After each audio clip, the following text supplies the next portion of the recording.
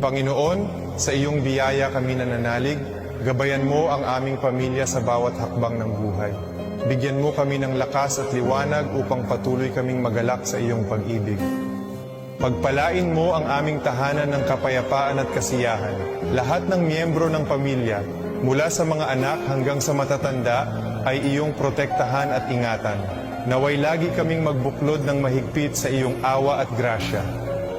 Bigyan mo kami ng pananampalatayang walang hanggan, pag-asa na nagpapagaling, at pag-ibig na nag-uugnay sa amin. Tulungan mo kaming maging matatag sa gitna ng mga pagsubok at unos, at sa iyong pangako kami laging kumapit. Naway maging mabuti at totoo ang aming mga salita. Sa lahat ng aming iniisip, sinasabi at ginagawa, turuan mo kami ng pasensya at pag-aalaga. Sa iyong karunungan, alam naming naririnig mo kami.